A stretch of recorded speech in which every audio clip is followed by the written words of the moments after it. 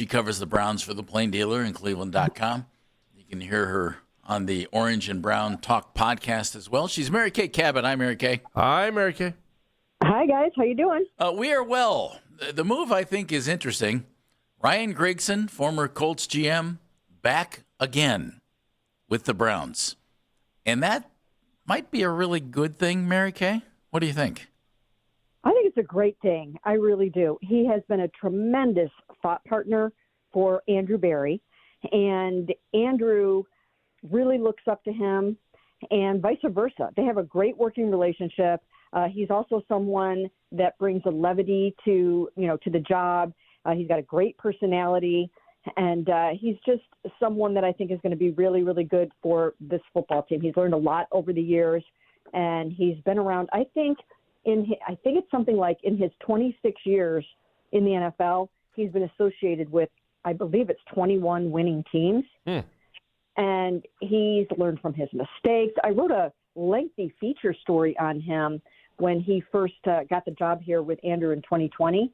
And it was really interesting. I got him to open up about, what he learned in his time on the job as Colts GM. And he had to change some things, and he had to pivot and learn some things. And I just think he's going to be great. And the thing about the Browns front office right now is they have a number of guys like that. They've got Tom Telesco here, also the former Chargers general manager who gave Andrew his first start when they were with the Colts. And they've got Chris Polian. So they have a lot of very experienced, wise sages in that building right now. And I think it's helping them at draft time and in other aspects. Then why do they? Grigson and Berry were together in Indianapolis as well, so there's connections all over the place. What do you think he thinks of Anthony Richardson? That would make Jeff happy. We'll get to that. Yeah, not really sure about that, but I think they're pretty set right now with their quarterback room. I think they're pretty happy with what they have at the moment. All right, well, let me dive into that because every time you turn around, and I don't know if it's because it's the end of the month or it's because there's no one actually playing, but I mean, every once in a while you turn around and you start looking and you see Shedeur Sanders trade rumors here and there. I don't know about whether it's Shedeur or I just can't see them coming back with all four of these quarterbacks that they currently have on the roster once the season starts. And Mary Kay, it's hard not to look at it that way after what they did last season by sending both the veteran quarterbacks packing. I'm just curious. One, do you think Sanders could truly be on the trade block? No, I don't think he is. I just don't believe that at this time at all they're even thinking along those lines. This is a legitimate two-way competition between Deshaun and Shedeur. And perhaps what happens, and maybe sometimes this is how these reports happen, is sometimes when you're talking to teams about another move, maybe someone might inquire and say, hey, what's going on with your quarterback situation? But I don't think that they are – I know they're not actively at all trying to shop Shedeur Sanders while they're ready to head into this quarterback competition. So, no, I'm just not feeling that at this time.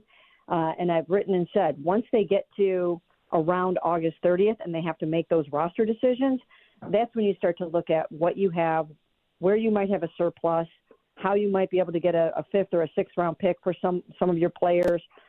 So that's when we would start to think about that. Mary Kay Cabot joining us. Mary Kay, they might be happy with what they have at quarterback. And Andy and I are going to get into this in a little bit. The general consensus around the NFL is it's one of the lesser quarterback groups in the NFL. I keep thinking, all right, you picked up draft capital in the Myles trade. That screams 2027 quarterback to me in the draft. If that's the case, would it behoove them to maybe look around and think, all right, we're going to play somebody at quarterback this year?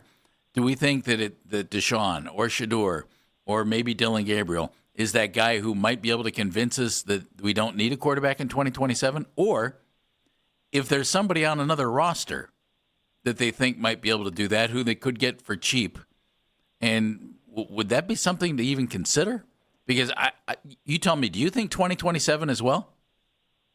Well, I think everything is on the table.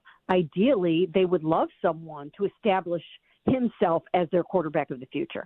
So if Deshaun were able to do that and stick around for another how many ever years and be that guy for them, then they would be thrilled with that. And if the same thing could happen with Shedeur, then they would absolutely love that too. But they're open to pivoting and to acquiring someone from another team, trading for one, drafting for one, signing one as a free agent. That's what you do. If you don't have your guy, you turn over every stone and rock until you do find your guy. So certainly that quarterback could come in the 2027 draft. He could be in the room right now, and he could be somewhere else. And that's what you have to do on this job. We spent a lot of time talking about the offense. Let's look at the defense for a second, and just your thoughts on how losing Myles Garrett's going to affect this defense. And for me, I keep looking at the upside at Jared Verse, and I mean, I'm like really, really excited about what he might be able to do for this team. Well, I've written about this aspect of it so far, and I've already seen this with my own two eyes. I think that Myles is such a larger-than-life presence. I think in some ways he may have dwarfed some of his teammates, not just on the field, but off the field in terms of leadership. Maybe you're not going to be as vocal. Maybe you're not going to assert yourself or speak up as much as you would when you've got the NFL Defensive Player of the Year right there next to you. Now I see some guys like Alex Wright ready to strike out on their own a little bit and show what they can do in that leadership space. And I think that's going to be good for them. And Jared Verse, same thing. He just seems like a big booming personality. I've called him a unifier, a connector, sort of a force multiplier. And I think he's going to bring the guys together. I thought there was a camaraderie, a lightness of being about them during minicamp, and it was cool to watch. Just even when they broke out into dance on the third day, they just seemed a little looser, a little freer. I think they're ready to pull together, prove to the world that they are really excellent defensive linemen in their own right, and that they're going to go out there and keep this train chugging along. What do you think about Mason Graham, Michael Hall for this year? Well, I think Mason Graham is one of those players that I think he might actually flourish or thrive a little bit more in the absence of Myles Garrett. Jacques Césaire said something very interesting at mandatory minicamp, and that was he felt that Mason Graham probably had about 6 sacks last year, but he might not have gotten that hand up in time to claim his production. And this year, I think he's going to be a little bit more aggressive and assertive in that way to say, hey, that was mine. It's really hard to do that when Myles Garrett is arriving at the quarterback at the same time you are. You're not going to necessarily say, no, that's half of that sack is mine, right? And especially when you know that he is aiming for that NFL sack record. So I think this is going to open some things up for those other guys. Now, they have to walk through that door now that it is open. So it's going to be incumbent upon them to maximize their skills and talents and abilities. But I think the opportunity is really there for some of them to shine. How much is there, I'm trying to think of the right way to ask this question, the impact of a defensive coordinator, and, what is life going to be like for Mike Rutenberg after trying to replace Todd Monken? Or, what is life going to be like for him, and how much of a change are we going to see? Well, actually, he's replacing Jim Schwartz. Or Jim Schwartz, sorry. I'm sorry. No, that's okay. Sorry, my bad. No, that's okay. So I do think that is another situation where it's an opportunity for him to put his own stamp on this defense. And it's a chance for him to bring a new energy, a new vibe, a new look at things. And even though it was a shock in the beginning for both of those guys to be gone, it's also an opportunity. And I think Mike Rutenberg has a really cool personality. You hear his voice a lot at practice. He's also one of those guys that is a, bring it in for a hug kind of guy. I mean, there's a lot of emotion going on this defense that in some ways, as I mentioned before, some guys might have been a little bit stifled. When you're dealing with, an assistant coach of the year and you're dealing with a 2-time NFL Defensive Player of the Year, you might hang back a little bit and not necessarily put yourself completely out there in every way. I think now Mike Rutenberg is also going to bring something different to the table, and I think it can be very, very good for this defense. Now, there will be an adjustment period because he's going to have some new things in coverage and nuances to this defense that he's going to bring. But for the most part, you're looking at the same personnel and you're looking at the same coaching staff.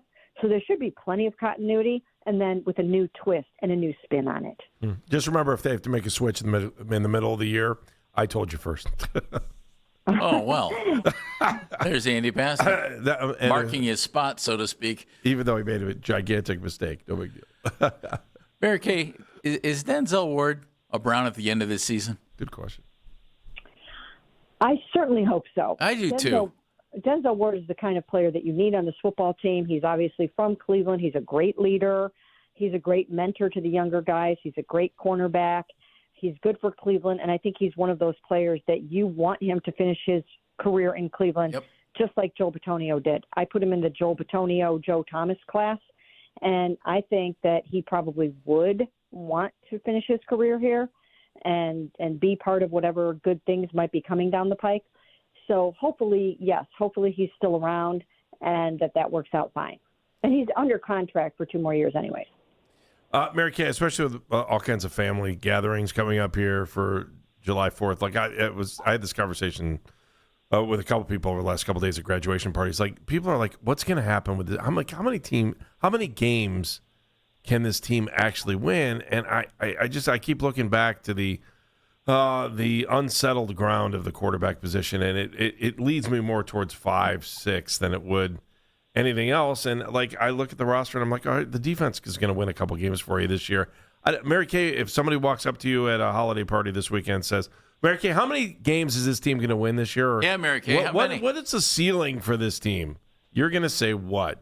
Pass another hot dog, right? Is that what you're going to say? Well, I do get asked that a lot at functions and things like that. I was just at something on Saturday night where I was asked that question a number of times. And I usually say the same thing, and nobody really wants to keep hearing the same answer.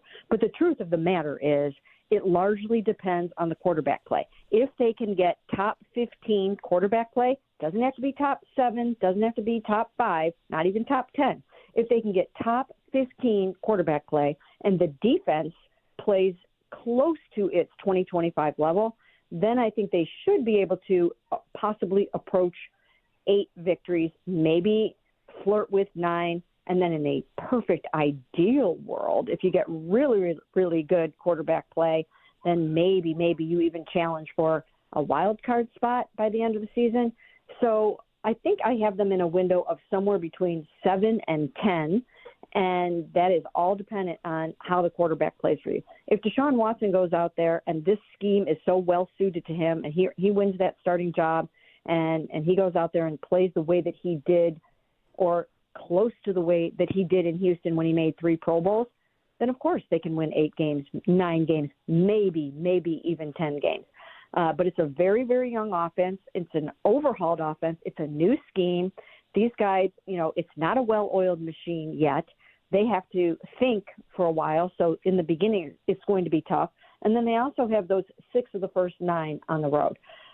Now, having said that, it still is one of the easier schedules or the easiest schedule in the NFL, depending on how it plays out. So they have an opportunity here as long as they get really good quarterback play. Mary Kay, always a pleasure. Thank you. Sure. Thanks, guys. Enjoy the fireworks. Thank you. You too. Mary Kay Cabot.